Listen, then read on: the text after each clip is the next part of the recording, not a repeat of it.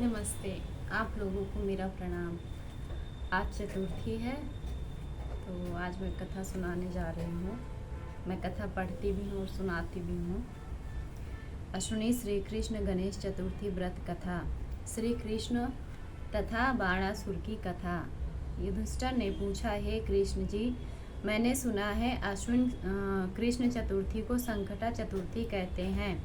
उस दिन किसी भांति गणेश जी की पूजा करनी चाहिए। हे जगदीश्वर, आप कृपा करके मुझसे विस्तार पूर्वक कहिए।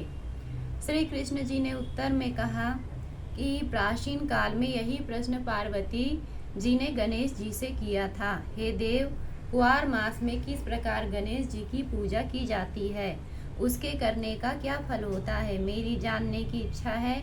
यह सुनकर हंसते हुए श्री गणेश जी ने कहा, हे माता, सिद्धि की कामना रखने वाले व्यक्ति को चाहिए कि अश्विन मास में कृष्ण नामक गणेश की पूजा पूर्वोक्त विधि से करे। इस दिन भोजन न करे तथा क्रोध, पाखंड, लोभ आदि का परित्याग कर श्री गणेश जी के स्वरूप का ध्यान करते हुए पूजन करे। अश्विन कृष्ण चतुर्थी का व्रत संकट नाशक है। इस दिन हल्दी और दूब का हवन करने से सप्तद्वीप वाली पृथ्वी का राज हस्तगत प्राप्त होता है। एक समय की बात है, बाणासुर की कन्या उषा ने सुसुप्तावस्था में अनिरुद्ध का स्वप्न देखा। अनिरुद्ध के विरह में वह इतनी कामासक्त हो गई कि उसके चित्त को किसी भी प्रकार से शांति नहीं मिल रही थी। उसने अपनी सहेली चित्रलेखा से त्रिभुवन के संपूर्ण प्राणियों के चित्र बनवाए। जब चित्र में अनिरुद्ध को देखा तो कहा, मैंने इसी व्यक्ति को स्वप्न में देखा था, इसी के साथ मेरा परिग्रहण भी हुआ था। हे सुजघने, यह व्यक्ति जहाँ कहीं भी मिल सके ढूंढ लाओ, अन्यथा इसके वियोग में मैं अपने प्राण छोड़ दूंगी। अपनी सखी की बात सुनकर चित्रलेखा अनेक स्थानों में खोज करती हुई द्वारिकापुरी में आ पहुंची। वहां अनिरुद्ध को पहचान कर उसने उसका अपहरण कर लिया, क्योंकि वह राक्षसी माया जानने वाली थी। रात्रि में पलंग सहित अनिरुद्ध को उठाकर वह गोधली वेला में बाणासुर की नगरी में प्रविष्ट हुई। इधर प्रद्युम्न को पुत्र शोक के कारण असाध्य रोग से ग्रसित होना पड़ा। अपने पुत्र प्रद्युम्न एवं पौत्र अनिरुद्ध की घटना से कृष्ण जी भी व्याकुल हो उठे। रुक्मणी भी पौत्र के दुख से दुखी होकर बिलखने लगी। पतिव्रता रुक्मणी खिन्न मन से कृष्ण जी से कहने लगी, हे नाथ, हमारे प्रिय पौत्र का किसने हरण कर लिया, अथवा वह अपनी इच्छा से ही कहीं गया है। मैं आपके सामने शोकाकुल हो अपने प्राण छोड़ दूंगी। रुक्मणी की ऐसी बात सुनकर श्री कृष्ण जी यादवों की सभा में उपस्थित हुए।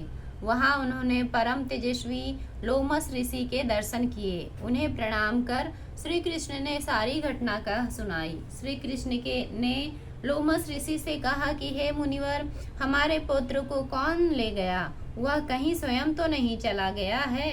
हमारे बुद्धिमान पुत्र का किसने अपहरण कर लिया? यह बात मैं नहीं जानता। उसकी माता पुत्र के वियोग के कारण बहुत दुखी है। कृष्ण जी की बात सुनकर लोमस मुनि ने कहा, महर्षि लोमस जी ने कहा, हे कृष्ण, बाणासुर की कन्या उषा की सहेली चित्रलेखा ने आपके पुत्र का हरण किया है और उसे बाणासुर महल में छिपा कर रखा है। यह बात नारद जी ने बताई। आप अश्विन मास के कृष्ण चतुर्थी संकटा का अनुष्ठान कीजिए। इस व्रत के करने से आपका पुत्र अवश्य है आ जाएगा। ऐसा कहकर मुनिवर वन में चले गए। उन्होंने संकटा व्रत करने का उपदेश दिया। श्री कृष्ण जी ने लोमस ऋषि के कथानुसार व्रत किया। हे देवी, इस व्रत के प्रभाव से उन्होंने अपने शत्रु बाणासुर को पराजित कर दिया। यद्यपि उस भीषण युद्ध में मेरे पिता शिव जी ने बाणासुर की बड़ी रक्षा की, फिर भी वह परास्त हो गए। भगवान कृष्ण ने कुपित होकर बाणासुर की सहस्त्र भुजाओं को काट डाला। ऐसी सफलता मिलने का कारण व्रत का प्रभाव ही था। श्री गणेश जी को प्रसन्न करने तथा संपूर्ण विघ्नों को शमन करने के लिए इस व्रत के समान दूसरा कोई व्रत नहीं है।